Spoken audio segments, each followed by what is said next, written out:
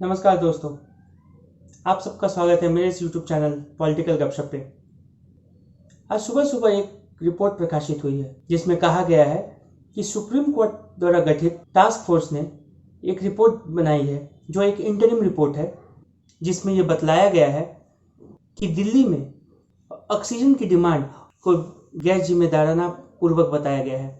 उसमें बतलाया गया है कि कैसे अरविंद केजरीवाल ने दिल्ली की ज़रूरत जबकि 300 मेट्रिक टन ऑक्सीजन की थी, वहाँ पे उन्होंने लगभग 1200 मेट्रिक टन की मांग की थी, जो कि लगभग 4 गुना होता है। इस रिपोर्ट के आने के बाद से ही बीजेपी और कांग्रेस केजरीवाल पे हावी हैं और उधर से मनीष सिसोदिया ने कहा है कि ऐसी कोई रिपोर्ट ही प्रकाशित नहीं हुई, क्योंकि उस रिपोर्ट पे सुप्रीम कोर्ट की कमेटी के टास्क फोर्स का कोई सिग्नेचर नहीं है। जी हाँ, ये नहीं है, ये हो सकता है, और जैसा कहा जा रहा है ये एक इंटरिम रिपोर्ट है। पर ये समझने वाली बात है, क्या इस रिपोर्ट में कुछ सत्यता है? अगर हम सबको याद होगा तो केंद्र ने एक एसआईटी जांच करवाने का आदेश दिया कि एक ऑडिट करवाया जाए कि दिल्ली में ऑक्सीजन का डिमांड कितना है और उनकी सप्लाई कितनी हो रही है, और उस पर केजरीवाल ने गहरी आपत्ति जताई, लेकिन सुप्रीम कोर्ट के हस्तक्षेप के बाद वो मान गए। जैसे ही याद होगा, जैसे ही सुप्रीम कोर्ट का ये वर्डिक्ट आया कि दिल्ली में ऑक्सीजन का ऑडिट होगा, दिल्ली के चीफ मिनिस्टर केजरीवाल या मनीष सिसोदिया सब ने ये कहना स्टार्ट कर दिया कि दिल्ली में अब ऑक्सीजन की कोई किल्लत नहीं है। ऐसा कैसे हो सकता है?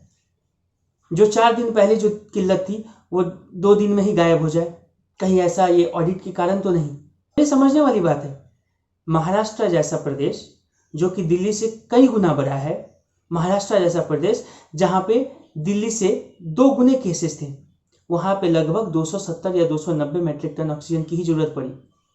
तो ऐसा क्या हो गया कि जहाँ पे जिस प्रदेश में उसके आधे केसेस थे, महाराष्ट्र से आधे केसेस थे, वहाँ पे महाराष्ट्र से लगभग 4 गुना ऑक्सीजन की ज़्यादा की जरूरत पड़ी।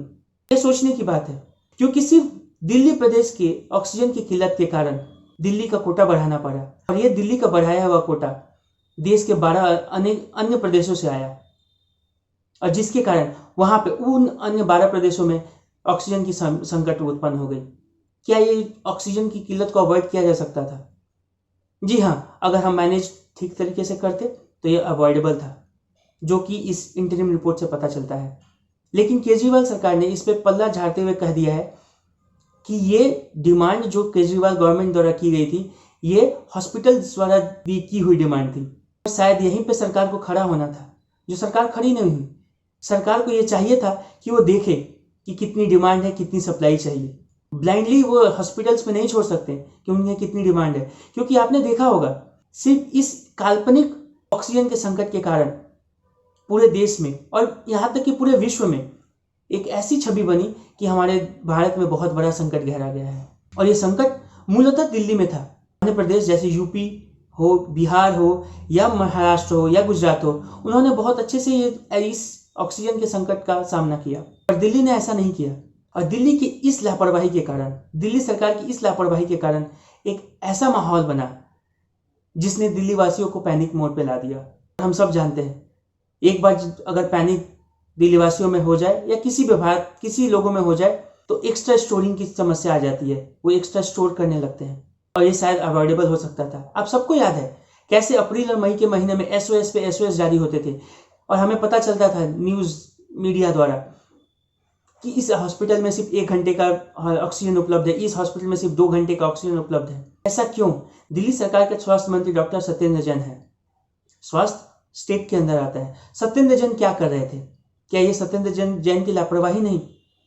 क्या ये उनका काम नहीं कि वो जाकर देखें कि किस हॉस्पिटल की कितनी ज़रूरत है? क्या ये उनकी जिम्मेदारी नहीं थी कि वो खड़े हों और मैनेज पूरी तरीके से कर सकें कि दिल्ली इस ऑक्सीजन की संकट ना पड़ता? पर उन्होंने ऐसा नहीं किया। उन्होंने सारा ठिकरा सेंटर पर फोड़ दिया। ऑक्सीजन की डिमांड इतनी बढ़ा दी कि उस ऑक्सीजन की आपूर्ति के लिए भारत सरकार को देश के 12 अन्य राज्यों से कटौती करनी पड़ी, और जिसके कारण वहाँ पे ऑक्सीजन का संकट गहरा गया। इससे ये साफ पता चलता है ये केजरीवाल सरकार की लापरवाही थी, जिसके कारण इतना बड़ा मुहिम खड़ा हो गया। इसे सरकार की दूरदर्शिता नहीं कहते। सेकेंड वेव हो जाने के बाद गैस सिलेंडर्स, ऑक्सीजन सिलेंडर्स के सामने खड़े होकर फोटो खिंचवा लेना बहुत ईजी सी बात है, बहुत आसान सी बात है। लेकिन जब जरूरत था तब दिल्ली सरकार, केजरीवाल जी की सरकार के हाथ पांव फूल गए थे। उन्होंने इतनी डिमांड कर दी कि सप्लाई करना मुश्किल हो गया। इनफैक्ट सप्लाई की कोई प्रॉब्लम नहीं है, प्रॉब्लम है कि ये दूसरे प्रदेश के कोटे से देना पड़ा, जिसके कारण वहां पे संकट गहरा गया। केजरीवाल सरकार सिर्फ इससे अपना पल्ला नहीं झाड़ सकती कि ये प्राइवेट हॉस्पिटलों की डिमांड थी, कि सरकारें इसीलिए खड़ी होती हैं, इसीलिए चुनी जाती हैं कि इस संकट की घड़ी में वो खड़े हों और वो मैनेज कर सके। अगर संकट की घड़ी में भी आपने अगर दूसरों पे छोड़ दिया तो फिर सरकार किस लिए है। हमारे प्राइवेट हॉस्पिटल के डॉक्टर्स, नर्सेज, स्टाफ्स ने बहुत अच्छा काम किया है, उन पर पूरा दोष नहीं दे सकते, उन्होंने जो ऑक्सीजन की डिमांड की है। लेकिन वहाँ पे सरकार का दायित्व था कि वो खड़े हों और वो देखें कि कितनी ज़रूरत है, और ये ऑडिट होना बहुत ही ज़रूरी था। न जाने क्यों केजरीवाल इससे घबरा रहे थे, इस ऑडिट से। ये समझ से परे है। ये हमारी नाकामियों ने इस कोरोना की दूसरी महामारी को और विशाल बना दिया और भयावह बना दिया। शायद इससे कुछ सबक लेने और सीख लेने की जरूरत है, और शायद केजरीवाल जी को सामने आकर माफ़ी मांगनी चाहिए कि उन्होंने कोरोना की दूसरी लहर को अच्छे से मैनेज नहीं किया, जिसके कारण पूरे देश की छवि पूरी दुनिया में धूमिल हुई। वो ये ठीकरा सेंटर पे फोड़कर वो भाग नहीं सकते, क्योंकि ये रिपोर्ट इंटरिम है। हमें ये वेट करना होगा कि फाइनल रिपोर्ट आए, सुप्रीम कोर्ट के टास्क फोर्स का फाइनल रिपोर्ट आए। लेकिन अगर आप प्रथम दृष्टि में देखें और अगर आप महाराष्ट्र और दिल्ली का केसेस का कंपैरिजन करें तो ये पूर्णतः दिखता है कि कुछ तो गड़बड़ है।